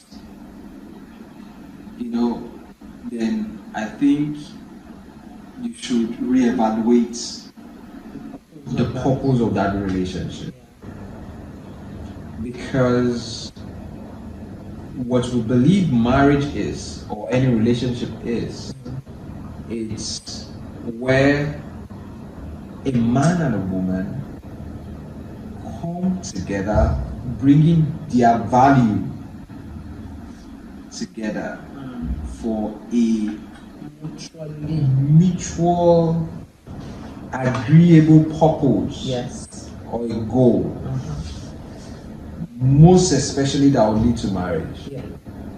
And so if you're just looking for a man that will spend on you, and that is it, then Look for a business you angel. you have to you probably look for you're not really giving a strong reason to be in a relationship. You probably want to look for a business partner or a parasitic, relationship. Friends with benefits. Exactly. That we don't support those kind of relationships. Yeah, We don't because support it's those shallow. kind of- yeah, it's very It's a shallow. shallow way to know. Now, a man not spending on you while you are dating or while you're engaged to them is not. It doesn't show the quality of man he is. First of all, it's not a way to test the measure of man he is. I'm telling you that for sure because while my husband and I were dating or while we knew as friends, that was not one of my expectations. Like, okay, I'm having this man because I want him to. It might just make you miss, it might distract you from the main values you should be looking out for in the man. If all you're looking for is money, I think that is why a lot of people miss quality men, because all they are looking for is can he take care of me, can he not take care of me. Taking care of you is a little way, and there are other ways for you to know whether a man can spend on you or not. It can begin with what is his spending culture, how does he take care of his family, how does he take care of people already in his life. Do you understand? Yes. So using money as a yardstick of wanting to opt out of a relationship might just be a weak reason to leave that relationship. Yeah. Having somebody take care of you is a little distracting a reason whether you should stay in a relationship or not. Okay. Yeah, So just know I that. think if you just want to dwell within the periphery of that question, I feel it's just being a small-minded. A little limiting. Now, there's a difference between getting to find out if the man you're in a relationship with is generous Yes. or kind, Yeah. right? Now, those are valuable qualities Yeah. every man should have. I mean, a good man should have. Should be generous. Remember, we said generosity is a product of gratitude. So, show me a man that is grateful. Is a man that is ready to be generous. A man that is generous. Show me an ungrateful man. It's somebody that is not generous. Okay. So there's a difference between finding out, oh, is it generous? And there are ways to find out. And it is different from being entitled to, because I'm in a relationship with a man, Yeah. he has to meet my needs. No, that is not healthy for you as a person, Yeah. as a lady. Yeah. You should be able to show value, Yeah. so that he will appreciate. Yeah. And if he's not the kind that appreciates the value that you bring and does not respond in his generosity, then you can take a decision and say, no, I want a man that is generous. Yes. If that's part of your Yeah. values. And so if it's not part of it, it's either you demand for it, if it's a quality or a virtue you need to develop. Of course, these qualities can be developed, can Yeah. be learned. Anything. Yeah, I mean, if he loves you enough and he values your relationship, he wants to develop this quality to show for it. Sometimes people do things out of lack of awareness Yes. or ignorance, Ignorance. right? So it's possible. But if you're asking the question based on entitlement, Yeah. that a man should take care of you because we're in a relationship, then you need to reevaluate. To evaluate it. Yeah. So you can actually have a good marriage, Yeah. even from a man that is seemingly selfish, stingy. Somebody marries men that are not so generous, honestly, and sometimes they have good marriages. Yeah. It's just that you might not have lavish of a couple of things that you desire. So if that is one of your value or part of your value system, then it's important to communicate it. Do you understand? I prefer you to do X, Y, Z. Then the question is, does he even have the money to do that expectation that you're asking? Because sometimes some men actually want to go over and beyond, but they might not have the money. You might be a 5 billion gang, and they are still in their thousands gang, and they cannot meet your, no matter how you try, they can't meet your need.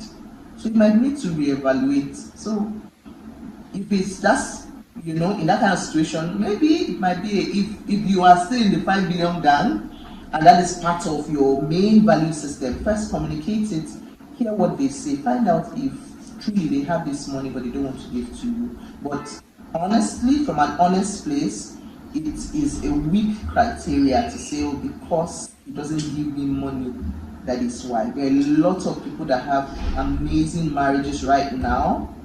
In our relationship, there was never a time my husband gave me money to say, oh, do this, right? Or send me money for upkeep. I never thought about, why should he send me money for upkeep? Am I hungry? I wasn't, do you get me? And the funny thing is, it might even have driven him away if that was my criteria. Because there was a lot happening with him at that phase in his life that he also needed a sense of support. Maybe not financial support from me, from other areas. So coming up with, you have to be able to show that you can meet my need, would have just spoiled all of the value that we shared. However, there was room for communicating, oh, this is what I would like, and this is what I think I was able to do sometime, maybe in the marriage or something. Yeah, and I think it was probably in the marriage. Yeah, you were able to. Okay, fantastic. So I hope we've been able to do justice to that. And then the next question we have here is, how do you express gratitude towards your partner for doing what he is doing, which is his responsibility already? How do you express gratitude? Today, while we're coming from church, I remember after spending long hours talking to our marriage mentors too in church, we had fellowship after fellowship. While we were walking towards the car, my husband and I, we just held hands and we were walking towards the car. The children were where they were. In fact, I was even asking of the children. My husband said, "Don't worry, leave them. They're going to be fine."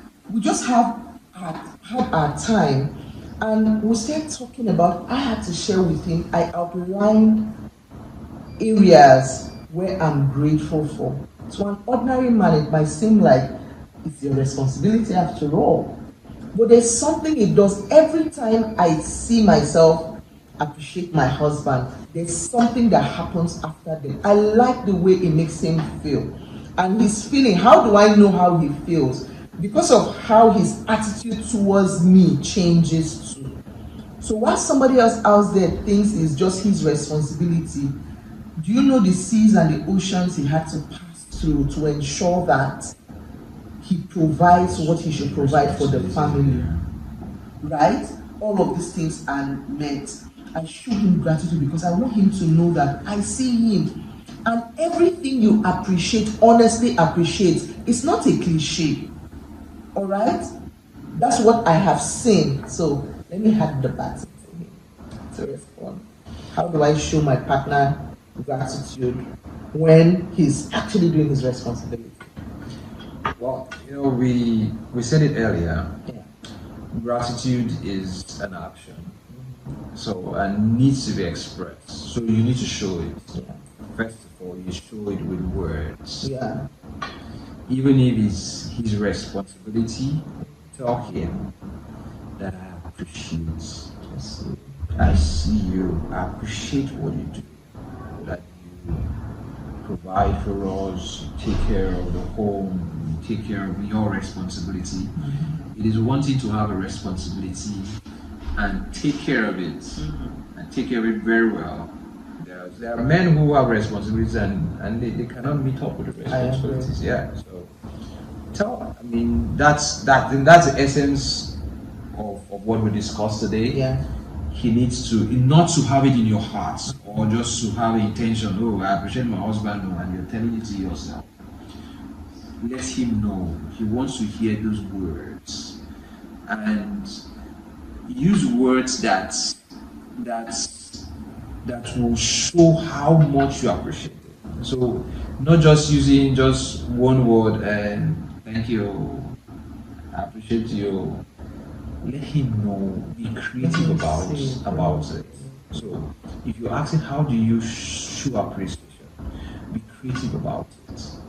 Let him know. If you want to do a video, a special video telling him things, send it to him.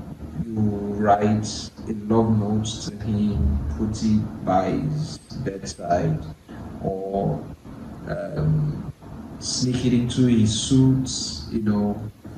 Be creative about it and let him know. And of course, we talked about, supporting your gratitude. They are giving me more tips. With substance. Yeah. Substance. Get something for him. It mustn't be very expensive. You mustn't buy it, but just anyway. I got this thing just to let you know how much I appreciate you. So what is the other way around? What if it's a woman? Of if course. it's a man asking the question, and it's both ways. In both ways. Men, and it's a challenge for every man on this call. Show your wife. There are a lot of things that our wife do that we have no idea about. We don't. Even if your wife is a housewife and you feel that she does nothing in the house, do you know what it takes to take care of the home, to give birth to your children, to cater for your children, to make sure that when you're home there's food for you to eat? It takes a lot. It takes a lot of project management to manage a home, whether you're living in a self-contained, a one-room, or in a 7-bedroom mansion. It takes a lot of project management to manage a home. And so every man needs to appreciate his wife. And let them know. Tell them how much you appreciate them. Tell them that you see what they do, and go ahead to get something substantial for them. Thank you. All right, so thank you so much, guys. I believe, I hope that we've done justice to this topic today. Just to give you a little bit of info about, we have the MAP, that's the Marriage Accountability Program 2025. Now we're launching this and it's kicking off in January next year. And we'll be having very insightful and educative topic. So the plan is to have monthly marital classes that we'll be talking on topic every month. We'll be discussing on each topic. We'll talk about communication and conflict resolution, where we'll discuss how to build better communication habits and learn effective conflict resolution strategies. So we'll talk about that. We could talk about understanding love languages, how to deepen your connection by learning and practicing each other's love languages, right? In a particular month, we could talk about intimacy and affection, how to rekindle and to enhance the physical and emotional in intimacy. We talk about how to have shared goals as a couple, as individuals, and as a couple, how to align your goals. We talk about establishing transparency and trusts, and also meeting up on the financial responsibilities in a marriage. We're talking about understanding your roles as parents and also as partners. So every month we'll be dealing with each of these topics, and I assure you we have practical steps when you learn. Just as my wife said, you need support system to go ahead. A lot of times we make a lot of investments towards other areas of our life. In fact, we go as much as being so conscious and intentional about servicing our cars, right? Servicing, repainting our houses every Yeah. year, Yeah. changing our furnitures. Yes, even if it's good, we we go for medical checkups. Just because we want to be fit, we want to be we want to be okay. But most of the times we neglect the quality and the welfare of our mind. Okay. The truth is, what you don't pay attention to deteriorates. A lot of times we find our marriages, our marriage relationship with our spouses deteriorate over time, especially when it is being punctured by these external forces. Unpredictable economic situation, issues coming here and there. We don't take conscious efforts to take care of these issues in our marriage. So it's important for us to pay attention to, and we need that support system. We need the tools, we need this information, and we need help to practice, to apply these truths, this wisdom, in order to have healthy marriage and have to improve our relationship with our spouse. And so we want to invite everyone on this call, and we'll be sending you information, so you have more information on how to subscribe. Now, the MAP 2025 program, it's going to be, you're going to have two categories. So we have the inner circle, we'll call it the MAP inner circle or MAP Elite, right? Where it's going to be subscribed, right? So for you to be part of this intensive monthly, is going to, for next year, it's going to run for, of course, the 12 months of the year. We're starting off in January, so every month we'll have a topic and we'll have intensive class. And follow up every week. And follow up. And for this inner circle, of course, it's coming with a lot of incentive, right? So you have opportunity to have a 45 minutes marriage therapy coaching session every month, once every month, with myself and the counselor and my wife, right? So you have that. You also have access to our, we'll be having our resources that I'll send. I will call it the love letter to the Ubunus, right? So we have articles about marriage, information that will help you. So we'll send out to you emails so you can read them and read yourself, right? And we have a lot of inner perks, that you can enjoy. We also have for the other category, that's the free category. Usually, what we do is every quarter. Yeah, every 3 months. Once every 3 months. We have this kind of master class like where this. we come up with topics like this and we discuss. So it's open to everybody. It's live. It's going to be on YouTube Live or something like that. So it's open to everybody. So for those of you that want to be in the community and you want to subscribe for the free, program, you could be part of it. Of course, you will have opportunity to gain from the love letter with the gurus and other things. But we encourage you to have the maximum benefits. Yes. Please look forward to. We will send the link to you. We'll send where you will get all the information. It will take you to our website. Yeah. So our website, you can get all the information.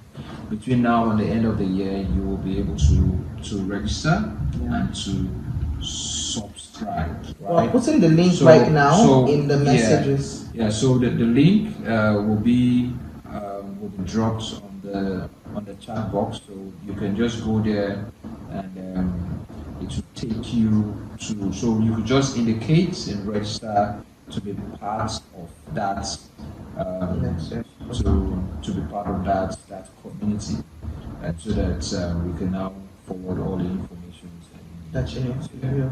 All right. I want to state that the difference between what we're doing today, and if you notice, we had a lot of questions to ask, and then we had to spend time answering one question to the other to the other. The difference is that in the elite, right, we're only going to be attending to your question and how it relates to you. Exactly. So we'll not be talking about ambiguous and things. privately. All right, it's just between you and us. We're answering your questions. We're addressing your need. We want to assume that you trust us enough to share with us and trust that these processes will work, because it has been tried, it has been practiced, and we've worked with over 30,000 counseling hours already with clients, with friends, with family members, and all of these processes are tried and true. So trust me, when we say join the elite, I would personally encourage you to join the elite because the perks are a lot. You can call us up at any time. You can trust that we are 24/7 in your corner. You can call us up at any time and we're available no matter where we are in the world to respond to you, to respond to your family and the purpose need that you have. All right, I needed to highlight that. Thank you so much, Lord. Thank you. All right. Thank you. Thank you, everybody. We hope we've been of immense help to you. We hope we have given value to you, and your 3 hours plus has not been in vain. So the chat is the link to join the MAP 2025 is on the chat box. So just go there and register, and you'll be furnished with all the information that you need. All right. So at this point, we'll draw the curtain, and thank you very much for joining in. For those of you that stayed and had to endure and enjoy and glean and eat from the counsel, the truths, and the wisdom that we've given. Thank you so much, and God bless you. Have a good night. Have a good night. Thank you, Martins. Thank you, Comfort. Thank you, Sarah. Thank you, Grace. Thank you, Mildred. Nakeno, Mercy. Thank you, Gospa. Thank you. Thank you, Shannon. Thank you, everyone. And please do drop your feedback. Share with us how today's session was, what you'll be doing differently. Follow us on Instagram, Marriage Therapy Live. Follow us on Instagram, Marriage Therapy Live. Yeah. Join the WhatsApp group that is being set there and register for MAP 2025. Whatever happens, you'll get all the information that you need. All right? We love you. Enjoy yourself and Merry Christmas. All right. Yes. Merry Christmas. Yeah.